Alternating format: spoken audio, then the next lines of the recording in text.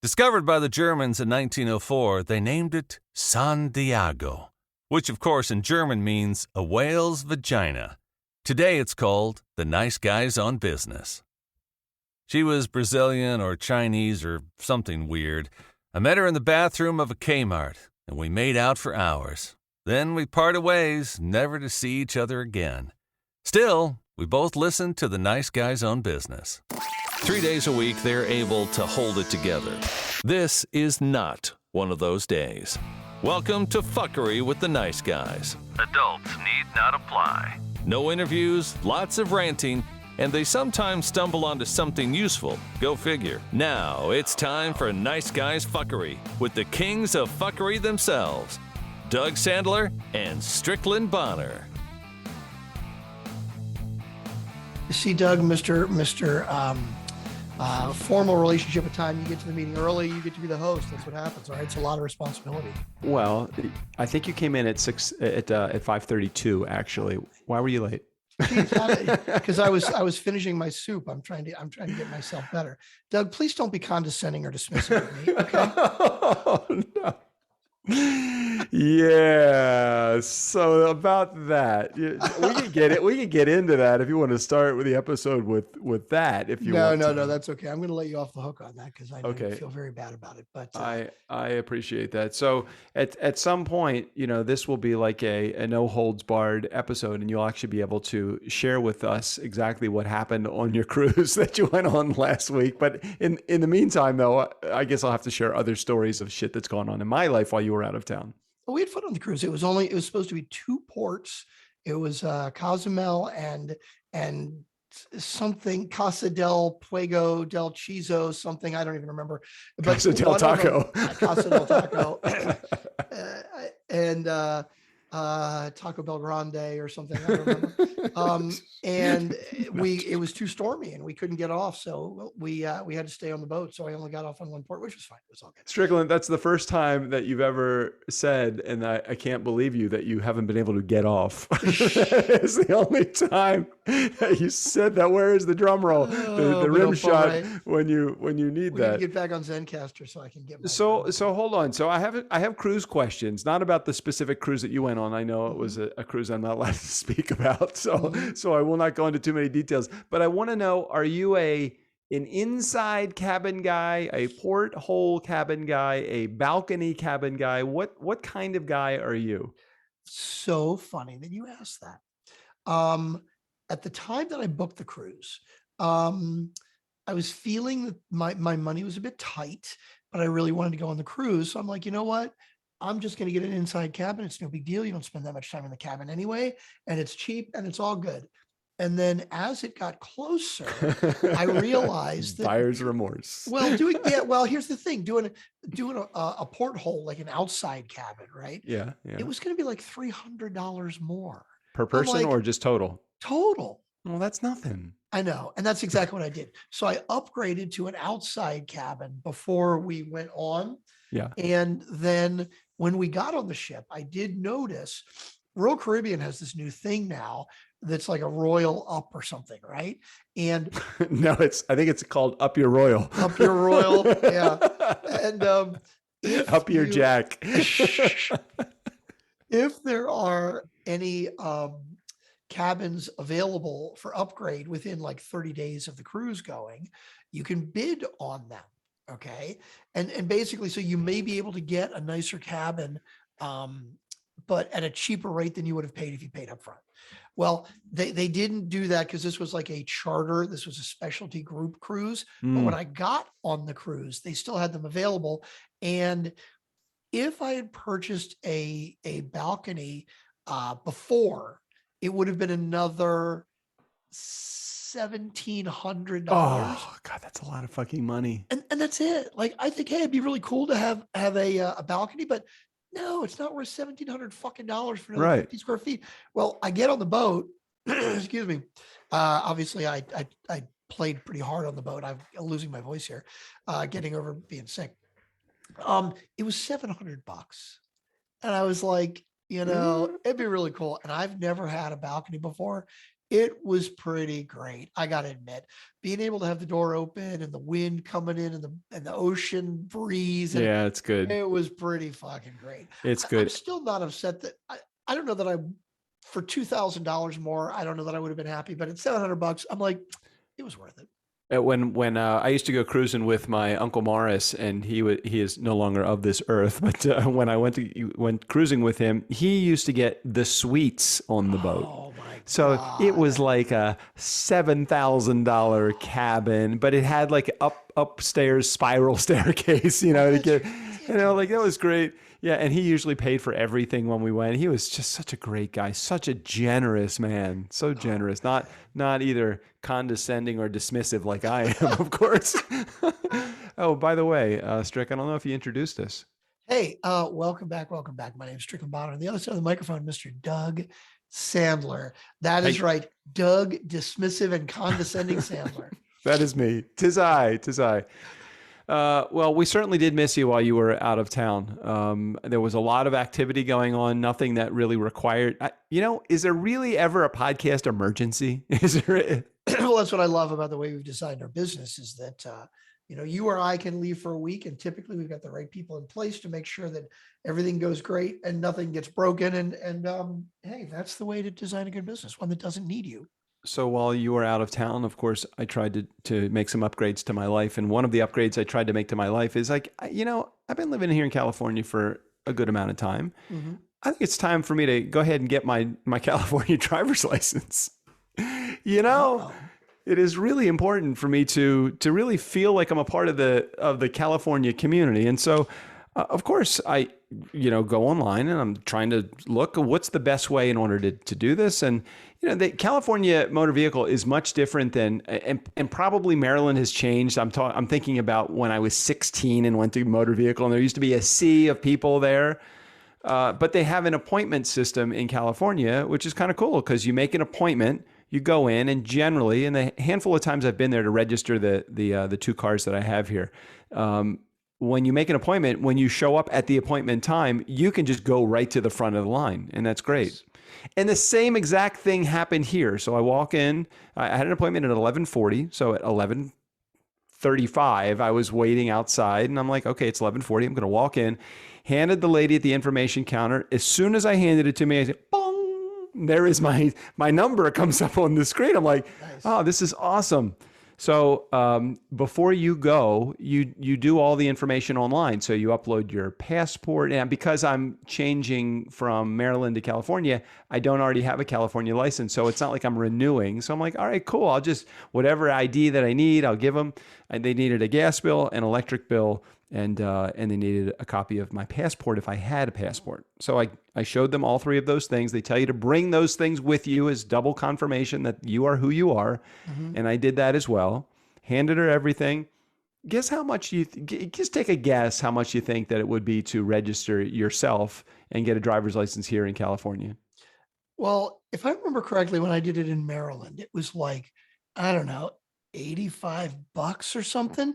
So then I would say to do it in California, I'd say about $3,750. That would be my guess. All right. Well, then you would be like me. You would be very surprised if it would be, like something that would be a low number, but it was $37. Really? I'm like, this is fucking awesome. They've That is taken me awesome. right away.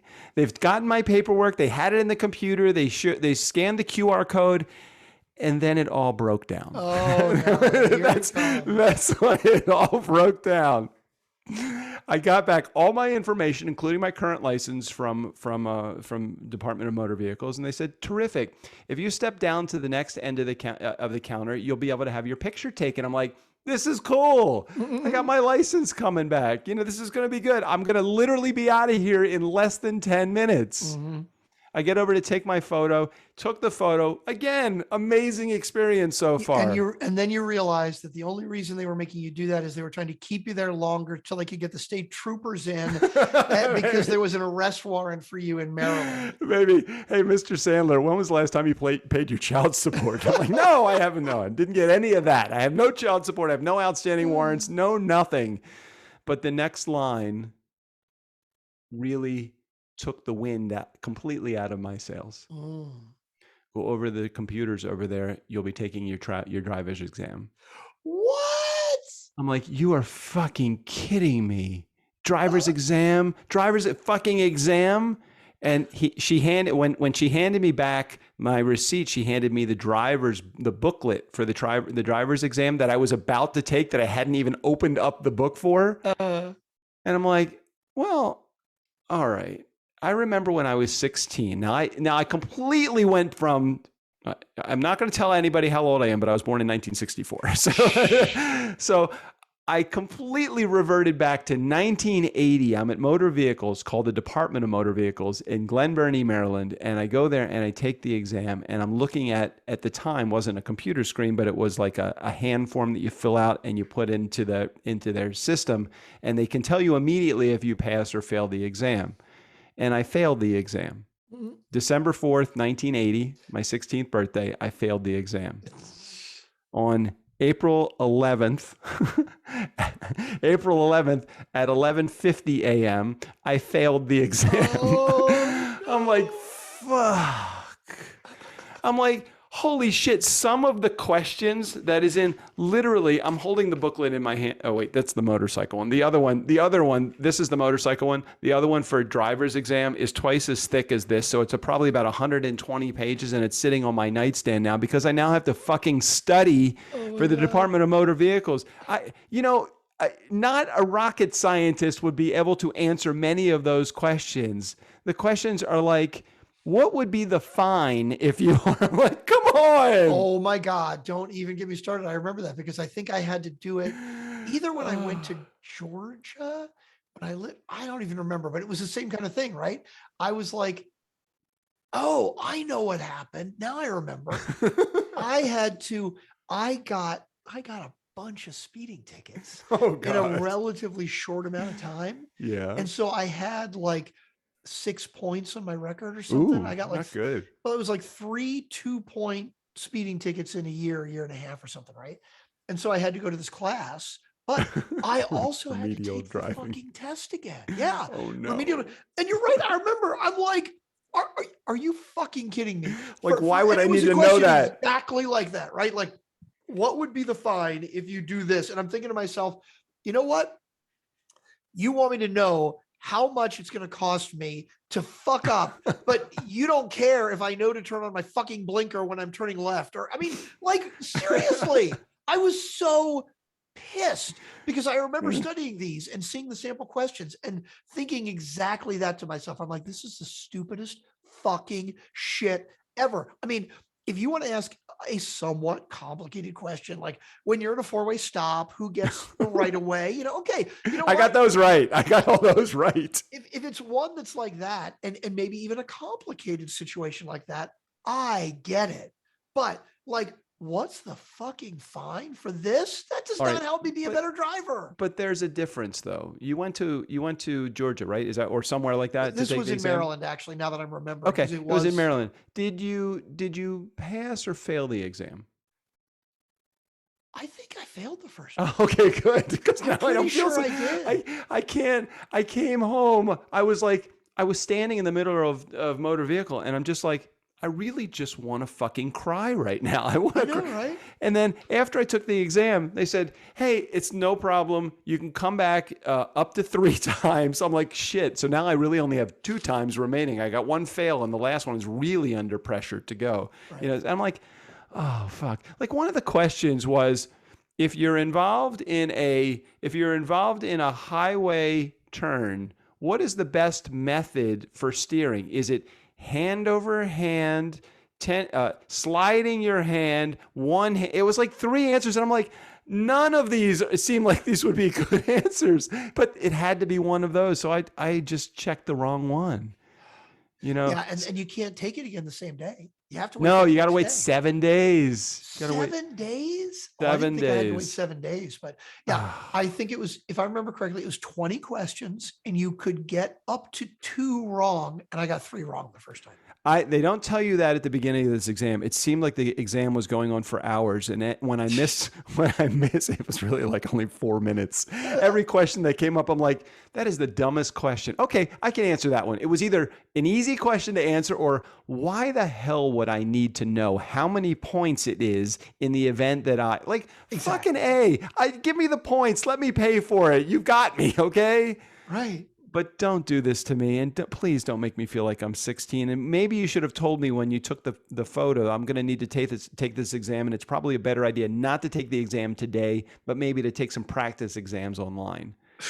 Notwithstanding the fact that it's a 30-minute drive just to get the motor vehicle from my house. It's not like it's right around the corner either. So I'm going to spend $900 in gasoline to go cart my ass back and forth from motor vehicle to pass this fucking exam. And I'm like, all right. And then, of course, while that's not bad enough that I have to take the written exam, I also have to take the practical exam too. Oh my God. You have to see, I didn't have to do that. I did not have to take the driving. They are going to make you take the driving test? Yeah. And I'm sorry, I'm just getting rid of my pimples. So it's like, I feel like I'm an adolescent right now. So even if I pass the written exam, I'm like, fuck it. I'm just going to go home to Maryland and just renew my Maryland driver's license. Fuck California. All right. Do you need to have a California driver's license? Do you have to have one? I have no idea. So when I first took my driving test, I didn't get my license till I was 19. And I had been doing a lot of driving up until then. So I was a fairly good driver up to that point already, right? Anyway, I get on the closed driving course. Right? Yeah, because that's how they did it. Right? Right, exactly. And I get up to a part where it's like a sharp right turn, right? And so I get to it and I stop and then I turn. But it was a closed course, right? So in other words, this did not look like a T intersection. Right. So you didn't know looking left or right. I failed because I didn't put my blinker on. Oh, geez. And I said to the guy, I'm like, if I come up to a hard right turn and the road can only go right and there's no oncoming traffic from in front of me or the other way, I'm still going straight on the road. Why would I put my blinker on? There's no other way to go. Yeah. And he said, no, you have to pretend like you're actually out on the road. I'm like, I was pretending I was out on the road and it was a closed road that turned right. Like, it was so fun. The saga of me getting my California driver's license is just beginning. So for those of you in our community, stay tuned. Follow the bouncing ball as Doug gets his driver's license. But I am going. So my driver's license expires in Maryland in December of this year. So I'm like, I have to do something. But I guess I could just renew my license there. I was just like, God, can I just get the fucking license? It just didn't make any sense. So now I do so poorly at standardized exams. I so do poorly at those. But all right, I'm going to give it a shot. I'm going to try again. I'm going to see what happens, and I'm going to give it my best effort.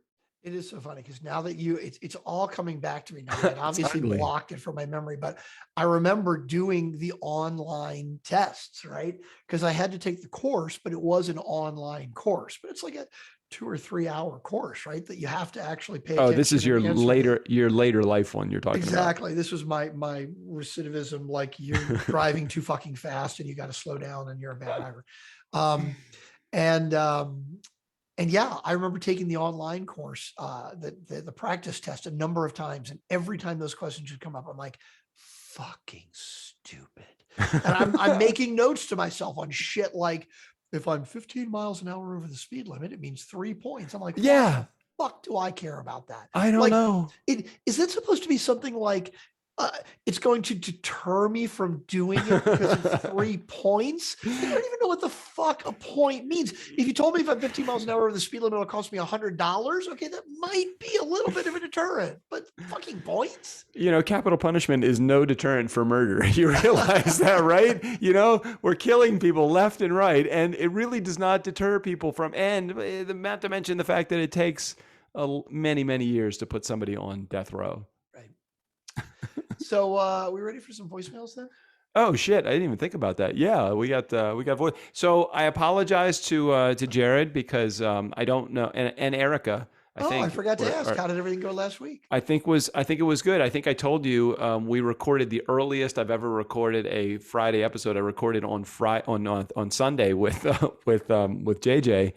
And JJ did a really good job. She held her own. The cats were all over us, so you probably heard a lot of jingle jangle. We did not have the theme song from the Jared voicemail theme song. So I do apologize, Jared, if you had voicemails that we played the voicemails and did not play your theme song. Did you play the voicemails? Like, did you even check to see if there were voicemails, or you said, wait, hey, the music, we're not even? Yeah, we played the voicemails because JJ and I did it with the Zoom recorder that we have, and I played the voicemails on my phone. I just held the microphone up to the phone. Very professional show. Very professional. Yeah, I got it tight. Hey, look, for 7 years of doing this, I think that's the first time I've ever done it without you or something. Like, it's not very often that less than 5 times I've done an episode without you in the hundreds and hundreds and hundreds of episodes that you and I have done together. Yeah, that's true. That's true. All right, let's. I'm not even going to ask Magic 8 Ball any questions. I just think we should just dive right into the voicemails. I think so too. But of course, first we have to do. I can't hear it. That's weird.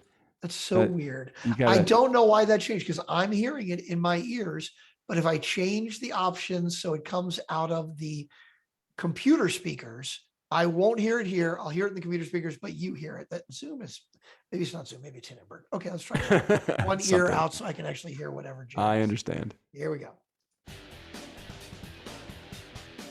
We got a voicemail from Jared. I said a voicemail from Jared. You know a voicemail from Jared.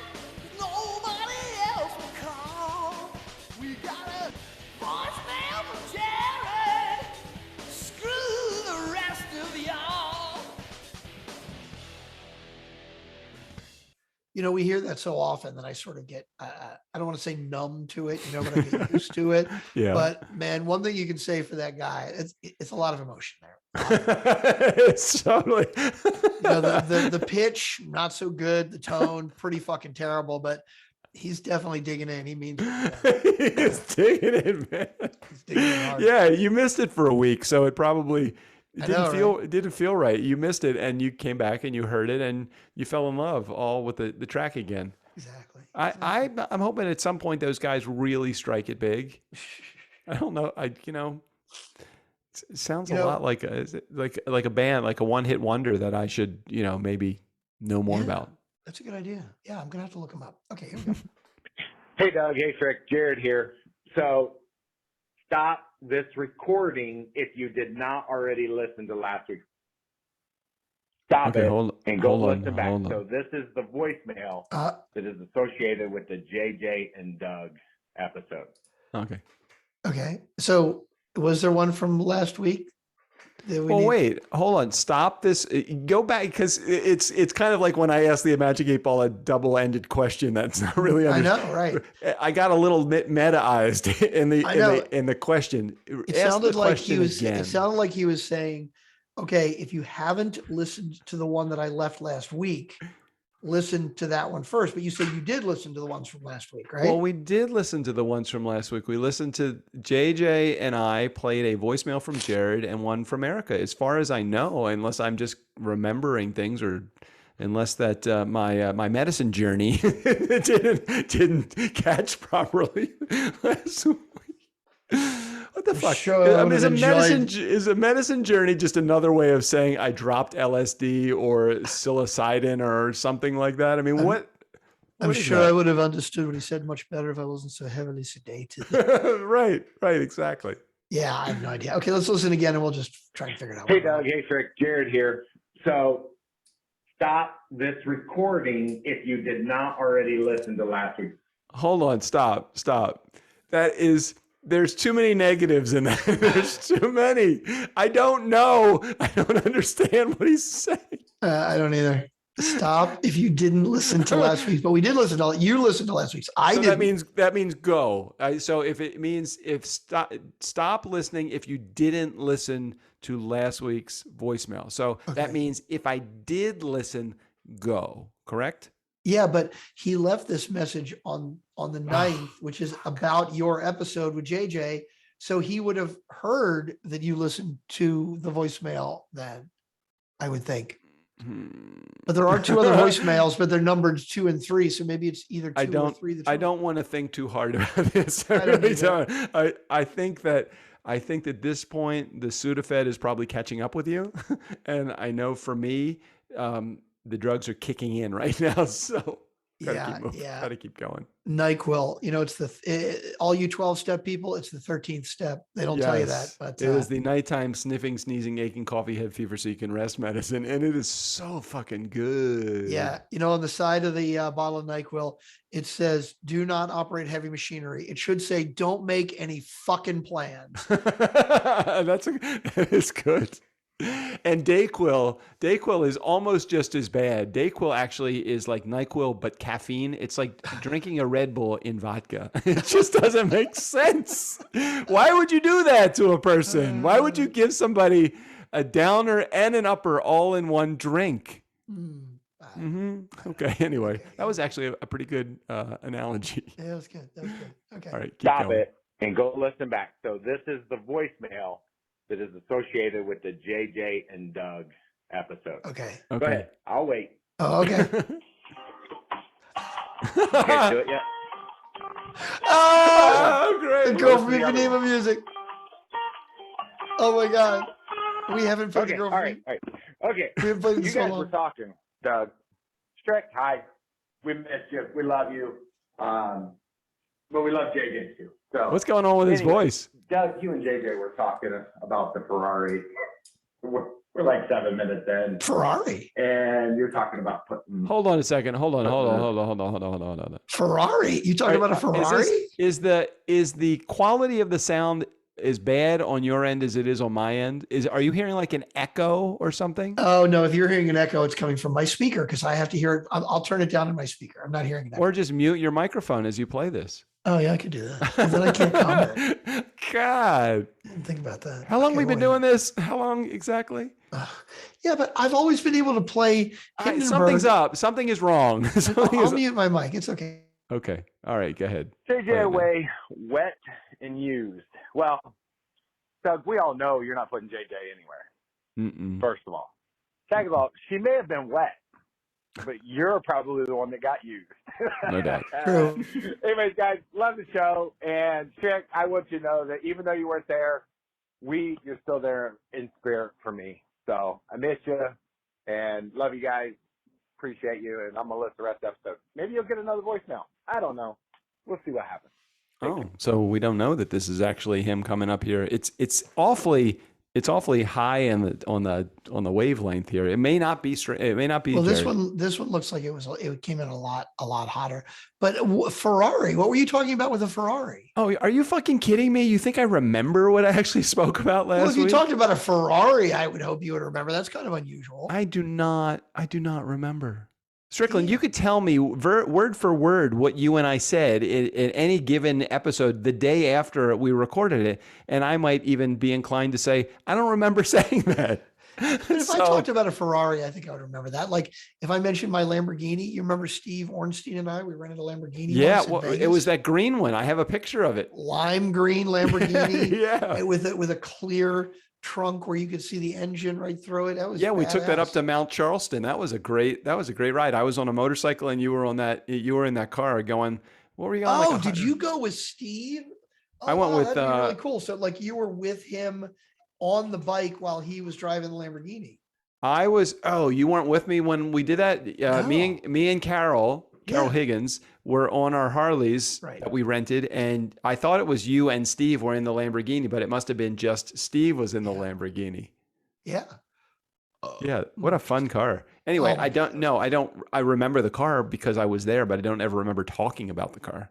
Okay.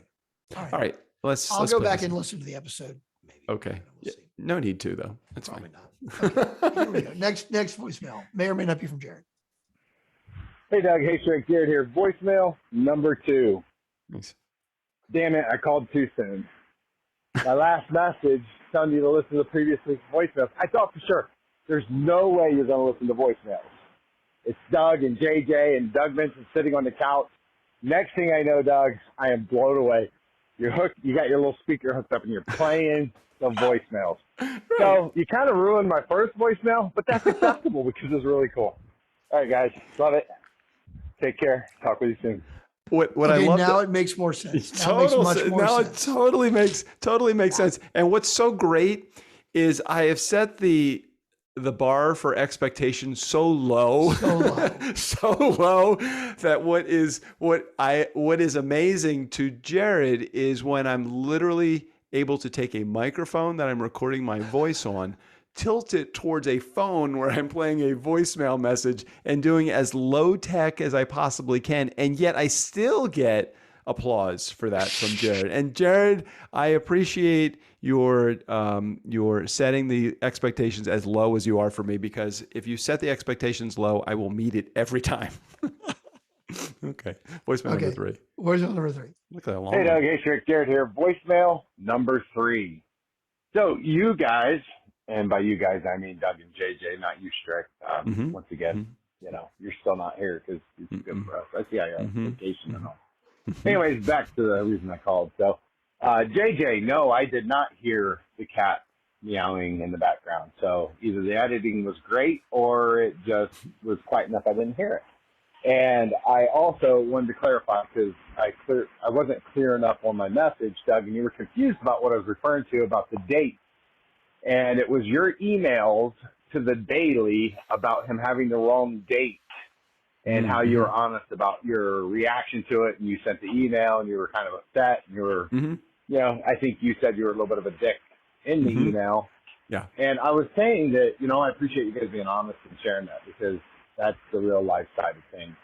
And at least I appreciate it. Anyways, love the show, guys, and can't wait to hear the rest. I can't believe I got 3 voicemails and we're 20 minutes into a Doug and JJ episode. They got me all calling in and dials, guys. Maybe you need to up your game. See ya.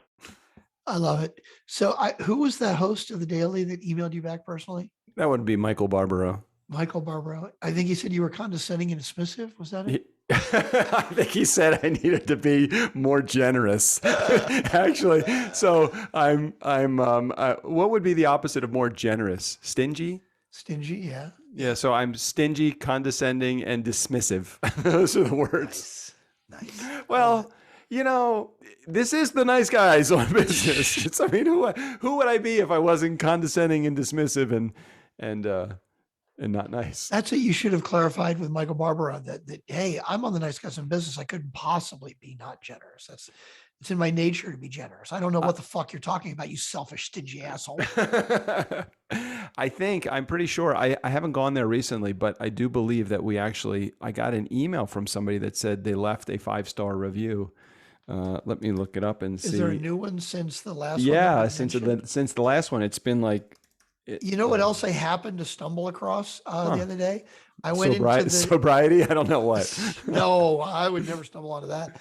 Our nice guys Facebook group. Somebody new was in the Facebook group. Oh my God, I haven't been in there in weeks. If you're not aware of our Facebook group, because we never fucking talk about it, go to niceshortcut.com, the greatest URL ever. Niceshortcut.com. You can sign up for our private Facebook group. As long as you're not a communist or a heroin addict, we will let you in. Oh shit, what was I going to say? Oh, niceshortcut.com. Now we did have it's very interesting. So we did have a conversation yesterday about the whole idea of what would we be able to get if we wanted to sell niceshortcut.com? You remember having that? I remember that conversation. Do you remember what the dollar amount was? Didn't he say $3,000 to $5,000? So we actually could monetize this show. Of course, we would have to give it up. Well, but the part that I don't know if it was clear when he said it. He said, I have seen, and this is a guy who's an expert on domain names. He actually has a podcast all about domain names and the business of buying and selling domain names. I wouldn't even think that would be a thing, but that's I know, funny. right? Me too. And he said, I have seen domain names like that go for like $3,000 to $5,000. But then the next thing he said was, I've also seen them not go for that. In other words, it's like, I've also seen them, like if you put that kind of a price on them, he says, I've also seen them sit for months at a time, basically, was essentially what he was saying, that you can try and get that price for it, but if there's not somebody specifically looking for that, it could sit for months and months and months. So in other words, it's like having something that is very valuable, but until you sell it, you really have no idea how much the value is, right? It's so funny that you say that, because I have these Do you remember the Warner Brothers stores? Oh yeah, you have the cells. You have some cells. Well, actually, I've got what I thought was better than that. So for those of you that don't know, the Warner Brothers store, they used to sell kind of like the Disney store, I think still does. They would sell actual animation cells. Some of them were actually used in Warner Brothers cartoons. I think others were reproductions, but they looked like a cell or something. But I have, and I'm going to look this up right now on eBay, is something called an animated animation. Oh. Do you remember seeing those? No. But I'm curious, is that like multiple cells in a row so you can see what activity happens, or is it something else? It's basically like this shadow box window kind of thing, right? It's like this big framed, like probably 16 by 12, slightly 3D-ish. And it was like a scene that would play out between two Warner Brothers characters with audio and everything. And you would see them move. And, it was really pretty cool. And they only made 4 of them. Okay. They made 4 different ones. And they released. That's 3 more than are made as NFTs. You realize that, right? They came out with one every 6 months or a year or something. I don't remember. But the very first one that came out was Bugs and Porky Pig. I don't remember who it was. Doug's and somebody. And for the opening, they had it wasn't Mel Blanc. It was Mel Blanc's son that was like signing them. Wow. So I have one that was signed by Mel Blanc's son, but I have all 4 of them. Yeah. And they're all in really good shape. And I used to have them hanging in my basement. And I'm like, whatever, they're in a box now. But I always thought, they don't make them anymore. They only made 4. Like, to have a full set that's in good shape, wouldn't it be worth something? And I remember, 5 or 10 years ago when I looked on eBay, it's like, no, nobody was selling them. Shadow boxes are kind of like teeth. Having a full set will do nothing other than let you eat a good steak. So it's kind of like that. I'm sorry that those aren't worth a lot of money. I would think that they would be worth a lot of money. But then again, I thought that Sirius XM, my stock, I thought that would be worth a lot of money too. Yeah. And I probably had about 10 grand invested in that. I might have 3,500 left, but it's okay because it was down to $270 at one point. So I'm feeling a little bit better. We got to do a whole episode on like cryptocurrency and all God, it's so... Is this like a scam that's going on? I was just getting ready to say, why would we do an episode based on something that we know absolutely positively nothing about? And then I realized, it's never stopped us before. Wait, that's like every episode that we have ever done. Exactly. So let me read the review that was left, the 5-star review on April 11th by Ashao Free Sky from Canada. Doug and Strickland provide simple and actionable advice for growing your business with integrity. Their episodes are super practical. I love how grounded and down to earth they are. You can really tell they genuinely care about helping us. I definitely recommend giving their podcast a listen. I very much appreciate the kind words, the 5-star review, and the that you did this, Mr. Free Sky. But I don't know, Strick. That doesn't sound necessarily that like someone that listens to the show on a regular basis. That's what I was going to say. We really appreciate the 5-star review, but are you sure you're reading the right show? I think they meant another nice guys. He must have been listening to one of your interview episodes, which I think that's a very good description of one of your interview episodes. It's very helpful and very practical. Yes. And he was probably just thinking, you know what, since it says Strickland and Doug, Strickland probably does other ones, I just haven't heard him. But it makes me think about the drops that you still should be doing. You can still do them. The ones where you say, that's like an interesting. Can you maybe elaborate about that a little bit more? Oh my God! Right, for when you're doing an interview and somebody says, "Where's Strickland?" and the first drop can be, "Oh, hey, how you doing? Sorry, I've been kind of quiet. I usually keep quiet. I let Doug do the talking." I always have my finger on the trigger of a drop. Strickland, that's done. I have 10 drops. I have my 10 fingers on each one.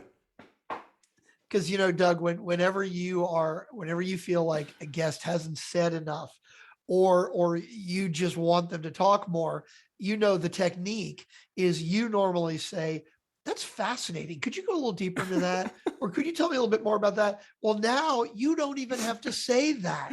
You can basically go take a nap and not even listen, right? But when you hear a 5-second pause, you just click the drop of me saying, that's fascinating. Can you tell me more? Hey, this is, and it could even be like, hey, this is Strickland. That is fascinating. Can you tell me more? You know, the other thing that would be even better than that is if the guest has this really great answer and they answer the entire question, and then I ask my next question, but instead of asking the guest, I ask the question to you, and then I just hit play and I walk away. And I come back like 5 minutes later, and you're still talking. You're sharing the answer. I've just muted the guest on the show. You know, how fucking funny would it be if I gave you like a 2-minute answer that literally said nothing at all, but could be the answer to any sort of generic question, where all I'm doing is sort of avoiding the actual question as much as possible. Go ahead, ask me a question. I have no idea if I could come up with this off the top of my head or not, but let me give it a shot. So Strickland, what do you think about building proper systems within a business in order for the business to really grow successfully and grow it so it's scalable too? Doug, I'm so glad you asked me that question. This is something I think about a lot. I think it's incredibly important in any business. In any business, you have to focus on that. You absolutely, if you're weak with that, you need to hire somebody else who is strong with that, because it's just so critical to a business. If you don't have that, you're just never going to succeed. Now, you and I, you know, we do that pretty well, I think, you know, and so we haven't had to hire anybody to do that. But there are other aspects of our business, like accounting, that we really, really don't enjoy doing. And we just farm it out. We hire somebody else, because as a businessman, what I've learned is you don't need to be great at everything. Okay. You don't want to focus on things that you're not good at, because it will just drain your energy. You want to focus on the things that you can excel at, that you can be great at, and hire other people to do the rest. You are a fucking genius. This is absolutely what we need to do. I need to just give you softball questions, or I need to point the question at you. You don't even need to be there for the answer. Yeah, exactly. Fucking amazing. We could actually have an entire episode done that way. That would be funny. Where I'm just the catalyst to the guest answering a question, and then I throw it over to you to answer 3 questions that could really be any question that I ask. Right. Exactly. Could you do that 3 times on about 3 different things, do you think? I probably could. I'm just trying to think of what else I could say that would be incredibly generic, but would be a good answer to basically any question, as long as I know it's somewhat business related, right? Like it's a question referring to something having to do with business. I don't know what that would be, but you did that pretty well. There could be a drop for a business question, a drop for a personal question, right? I don't know what the other one would be. I have to think about it. So if I were to say something like, and I appreciate, John, that you gave me that answer. It really does show your vulnerability to the audience. Strick, just for you, like, what was one of the things that kind of held you back as you were kind of going up through the ranks of building your own business? The most important thing is to be yourself. There's nothing more important than actually being yourself. And you know what? Some people are going to like it and some people are not going to like it. And you know what? The people that are not going to like it, it's okay. You don't need them. You don't want them, because the people that like you, they're going to glom onto you. Okay. And the more you can be, the more those people are going to relate to you. They're going to know, like, and trust you, and they are going to want to continue doing business with you. You have to be authentic at all times. If you ever feel like you are not being yourself, you might as well just close the business. Because I'm telling you, the more you are yourself, the more you are going to, I'm trying to stay away from the word business, right? Like the more you're going to do well, because it could be business, it could be listeners, it could be whatever. Yeah, but what's so amazing about what you've just done is I could ask you 2 questions. One's about business and one's personal. Yeah. And you could literally, it could be the same. And we should try it. I think we should try it. I think what we should do is I should ask you the question. Hey, this is the part of the show where I bring Strickland on, who is normally behind the scenes. Hey, Strickland, welcome back to the show. And then I get to ask you the question. And then when I get really good at it, I'll even let the guest ask you the question. That'd be hilarious. And what we'll do is I'll have to record like 2 or 3 different ones, right? But you don't listen to them ahead of time, right? You have no idea what they're fucking saying. Crack right? And you're gonna have to mute your mic because you're laughing so hard. Did I ever tell you the story about Mike Rowe? You know Mike Rowe from Dirty Jobs? Yeah, Dirty Jobs, yeah. You know how he got his start on QVC? I thought he was in Baltimore doing. Okay, anyway, yeah. QVC was in Carlisle, Pennsylvania. Okay, yeah, it was like an hour and a half away when they first started. QVC was in somewhere in Pennsylvania, like south of Philly, right? King of Prussia or something like that. And Mike Rowe was working at Center Stage, which is a very small theater in Baltimore, but he was like doing backstage stuff, right? One of the actors said, "Hey, there's this new channel coming on QVC. It's all about sales. I'm going to go audition." And he said, you should audition too. And he's like, "Dude, I'm not an actor. I couldn't do that." And he's like, "Dude, I bet you $1 that you could get a job on this thing. They're desperate for people." He was like, "Okay, sure. Why not?" So he goes in, and the interview, totally cold. They didn't tell him this ahead of time. The interview was, he sits down and there's a guy across and he tells him what it's all about, QVC, and we're going to be selling products. And this way. He says, "Here's a pencil." He hands him a pencil and he says, "I need you to sell me this pencil. Talk for 2 minutes." And that was it. It's like, go. Right. And Mike Rowe was like, "Okay, well, this is the Ticonderoga, the number 2 pencil. The number 2, that refers to the hardness of the lead. A number 1 pencil is going to be a little softer. Number 3 pencil is going to be a little harder, a little sharper. Most people prefer the number 2 pencil. On the Ticonderoga, it's got 8 sides. It's octagonal. It's a beautiful sort of orangish yellow. It is a classic pencil right here." Yeah. And the eraser, plenty of eraser for the end. When you're making lots of mistakes, these things can happen. And by the way, if you do run out of eraser, we have these eraser caps that you can put an extra one on. He basically rambled off the top of his head for 2 minutes about selling a pencil, and he got the job. Oh my God, that's great. Yeah. That's a good story. I did not know that was Mike Rowe's start at QVC. Yeah, I love Mike Rowe. He is the man, the myth, the legend. Yeah. All right. Well, I don't have an appointment at Walmart tonight, but I do have a dinner date that is probably waiting for me to heat up the food. We do this thing called Pete's Paleo. Okay.